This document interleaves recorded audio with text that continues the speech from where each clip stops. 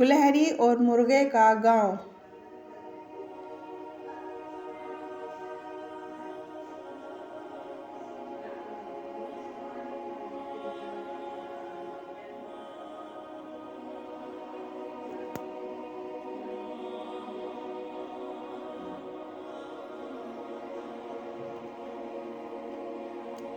ایک دفعہ کا ذکر ہے کہ ایک خوبصورت سے گاؤں میں مرغے اور مرغیاں رہا کرتے تھے۔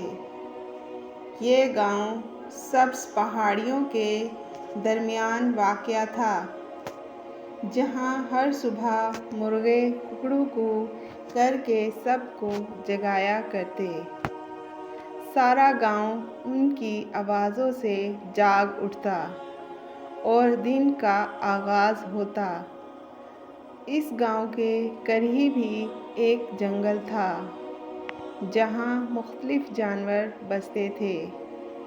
انہی میں سے ایک تھی چنکی، ایک چالاک، شوخ اور شرارتی گلہری۔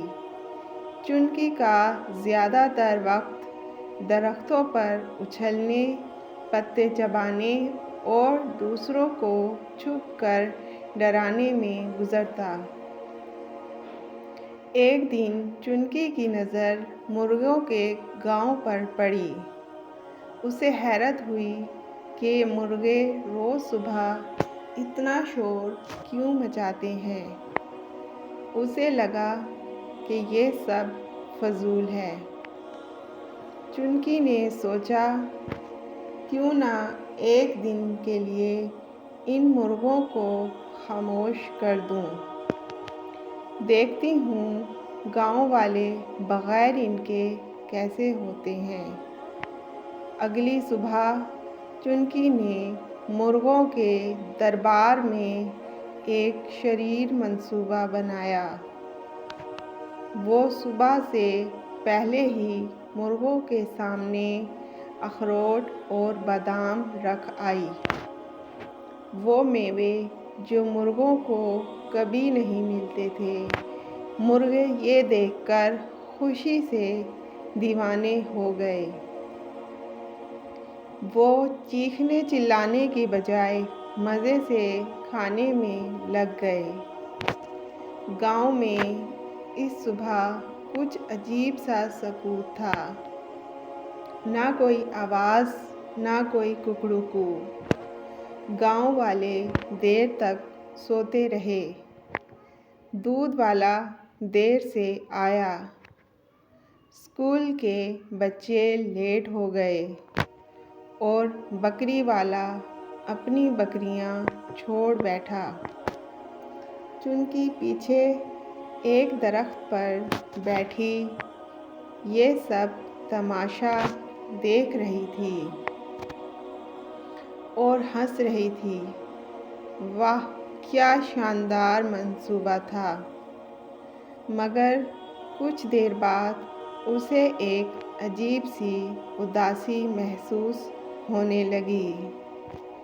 گاؤں میں وہ روشنی، وہ زندگی نہیں رہی تھی۔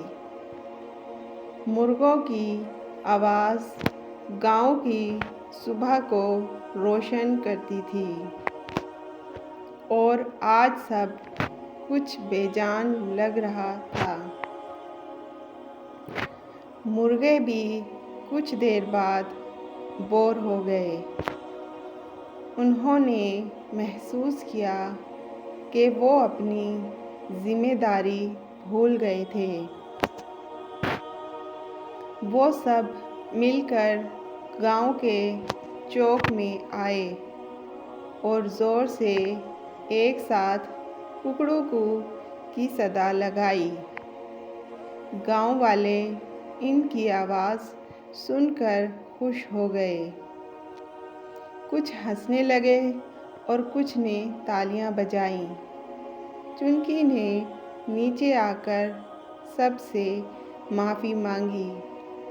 اس نے کہا، مجھے لگا تمہاری آواز فضول ہے، مگر آج سمجھ آیا کہ ہر کسی کا ایک اہم کردار ہوتا ہے۔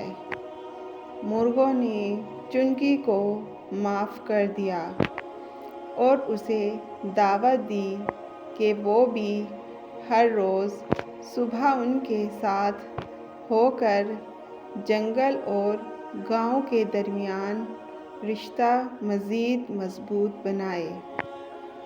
اس دن کے بعد ہر صبح جب مرغے بولتے، چنکی بھی ایک پتے پر کھڑی ہو کر سیٹی بجاتی۔